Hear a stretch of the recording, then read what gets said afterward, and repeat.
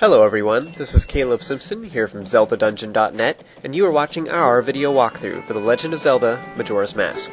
In the last chapter, we started out the game and got back our Ocarina, as well as acquired the Deku Mask, which allows us to transform into a Deku Scrub anytime we wish. With those capabilities, we are able to head on to Southern Swamp, which is to the south, and this chapter will encompass all of that. But first, now that we have our Highly Informed back, there's a ton of cool stuff that is now available to us. If you'd like to collect a bunch of goodies with me, then stay tuned for the next 3 videos. Otherwise, just skip ahead to the 4th video of this chapter, where I will move on to Southern Swamp and continue with the main quest. Now, first of all, if you remember from earlier, the Great Fairy in North Clocktown told us to come back to her once we had returned to our former self. She has a very useful item to give us, but because we went back in time, we'll have to find that shattered piece that is missing in Clocktown. As Tattle pointed out earlier, everything has reset, so during the day you can find the Stray Fairy in the laundry pool, which is in the southwest corner of the map. At night, it is found floating above the square in East Clocktown, so you'll have to use that nearby Deku flower to reach it. Also in South Clocktown, next to the clock tower, is an owl statue, which you may have inspected before, but you couldn't do anything with it. It hints at you smacking it with your sword, so do so now that you have your sword back, and it will activate it. I'll explain more about these later, but they'll become very useful to you in the very near future, so just smack any ones you see from here on out. For now, you can also use them to save your progress, but I think that word is a little misleading. It allows you to temporarily pause your current progress in this 3-day cycle, and then turn off your console if you wish. But then you can open up your file again, and everything will continue as usual. Now, the only way to truly save your file, though, is to play the Song of Time, because once you open an owl statue file, it will get rid of the owl save, so you'll be back to, like, so if you get out then it'll reset back when you started that 3-day jaunt, so it's kind of weird. Anyway, once you have the Stray Fairy, you want to return to North Clocktown and enter the large cave to claim your reward. Now, I mentioned in the last chapter that the Stray Fairy here in Clocktown acts as a training for the upcoming temples. The later Great Fairies that you help are broken up into 15 Stray Fairies that are hidden throughout each temple. In some of these temples, they're simply impossible to reach, so you will be unable to collect them on your own. Because of this, and also because it can be very confusing where to find them, she gifts you with the Great Fairy Mask, which has magical hair that will shimmer when there's a Stray Fairy in the room. This allows us to know in general the locations of the remaining Stray Fairies in the dungeons, and allow us to track them down. But additionally, if they're able to, the Stray Fairies will fly towards you, allowing you to collect the ones that would have otherwise been impossible to reach. So if they're really high up in the room, then they'll fly down to you, etc. So it may sound a little bit weird, I know, but it's very useful, and we'll be using it a ton in the upcoming temples. In the later ones, you have to have this. You cannot get all the Stray Fairies in the later temples unless you have this item. So if you intend on getting all of the fairy prizes, then this is an absolute must. Now, when you were running around as a Deku Scrub before, you probably noticed that there's a piece of heart that's in a tree here in North Clocktown and drooled at it from below because you couldn't reach it. So now that we have our Highly Informed back, it's time to rectify that situation. You want to run over to the slide, which is in the corner here, and climb up onto those pillars and jump across them to work your way up. Now, question, why isn't there a ladder or a ramp here to get up there anyway? How are these kids even get up there? I don't know about you guys, but this sure doesn't seem very kid-safe to me, jumping across pillars. There's all kinds of playground safety organizations out there, but apparently Termina doesn't have one. Anyway, you want to hop into the tree and collect your second piece of heart in the game. Yay!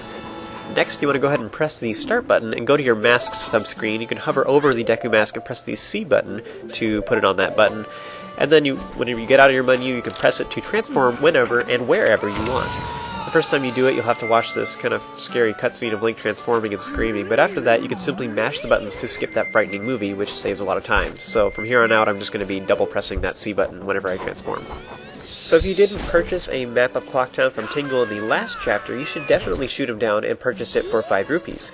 You can collect some rupees in the nearby bushes if you don't have that much, and also nearby there's Jim shooting at the Majora's Mask balloon again. I think you'd learn his lesson, but you want to shoot it down if you like, and then you can play hide and seek with the bomber again, but this time in your Highly Informed, and they'll let you into their gang and give you the bomber's notebook. Yay! However, there is another way to do that, which saves you a step. Well, sort of. But that's what I'm going to go do, since we have to head this direction anyway. You want to go speak with the bomber in the orange hat that is in East Clocktown and fork over that code that I told you to write down. If you don't remember your code, then, well, you're going to have to go play with Jim again and learn it once more. Once he's done talking, you want to go run down into the sewer system below Clocktown. Dun dun dun. Well, it's pretty much the same as last time, not much to say. When you get over to the Scotula, you can simply walk in the shallow water near it to avoid that confrontation entirely. At the end, you'll have to put on the Deku Mask to pop that balloon with a Bubble Blast, and alternatively, you can also get to the observatory by going through Termina Field. You go out there, and in the southwest corner, there's the observatory right there. What do you know? And you can go next to it, and there's a Deku Flower that is next to the fence, so you can use it to get into the fenced-in area and then enter the Astral Observatory. So it's just another way to get there. You don't have to go through the sewers like I'm doing. It's just another way to get there. So anyway, once you make it all the way to the end, you want to go ahead and take off the Deku Mask before speaking with Professor Shikashi so that he doesn't talk as much. For some reason, he has less to say in your Hylian form. That's always good. And as always, he likes to stand far too close. The bubble has been violated. Ah! Once you're finally able to, you want to go ahead and look up at Skull Kid through the telescope to make another moon sphere fall. You want to run outside and collect it as soon as you can, and then run all the way back to Clocktown. That's right. Obnoxious, I know, but trust me, it's worth it. I do sound trustworthy, right? As I mentioned earlier, there are two ways to get the Bomber's Notebook. One is to play hide-and-seek with Jim and his gang all over again, this time without wearing the Deku Mask, and the other way is to simply use the code to enter the Bomber's hideout and then come out again in your Hylian form. Now this method is much easier, and to get a piece of heart in a little while anyway, we're going to need a moon sphere, so that's the method I chose. So Jim is quite impressed that you figured out their code and will invite you to join the Bombers, officially making you a member and giving you the Bomber's Notebook. It keeps track of optional side quests to help you complete them, since a lot of them require you to be at a certain place at a certain time, and Majora's Mask is full of these, especially since all these different characters have different schedules and stuff. It's just so hard to keep track of. Additionally, this helps you to figure out who you haven't helped yet, so you can track them down and figure out what you need to do to make them happy. From now on, whenever a new event takes place, your notebook will automatically update to fill out the portions for that specific character. Now your first entry is the Bombers themselves, and it will automatically complete their only event, which is learning the Bomber code. From now on, you can simply open the notebook in your start menu and look at the Bomber's entry to see the code. No more hide and seek, isn't that awesome? So one of our next objectives is to go and collect a bunch of rupees so that we can get a bigger wallet. Now, if you turn off to your left, you'll see that there is the far southern side of town. There's an upper area that is just above the shooting gallery, which is that building that has the giant Octorok on it. And you can walk on it, apparently. So if you try jumping across the gap, though, which is obviously a walkable place, you'll see that it's too far and you can't quite make it. So there's actually a trick to accomplish this, though. You see, jumping distance is based on speed, and you get a slight increase of speed the few moments while you're rolling. So if you roll right before you jump off a ledge, you'll get a slight boost and jump further. This is an interesting little, somewhat minor glitch that I'll be using occasionally throughout this game. You want to jump along the platforms and follow it to the large chest containing a silver rupee, which is worth 100. And I mentioned this before, but I kind of disapprove of using glitches in general for my walkthroughs and stuff, but this is kind of a minor thing. I don't know, there's so many rupees in this game, and this one is just so convenient, and it's just right here. I don't know. A lot of people actually use this glitch for this part of the game. Roll jumping is a clever trick that works in the previous game, Ocarina of Time, but it does not work in later 3D titles such as Wind Waker and Twilight Princess. And Skyward Sword actually does utilize this in the form of the sprint, but that's a little bit differently because that's actually what you're supposed to do in that game, and it's running and not really rolling. I don't know.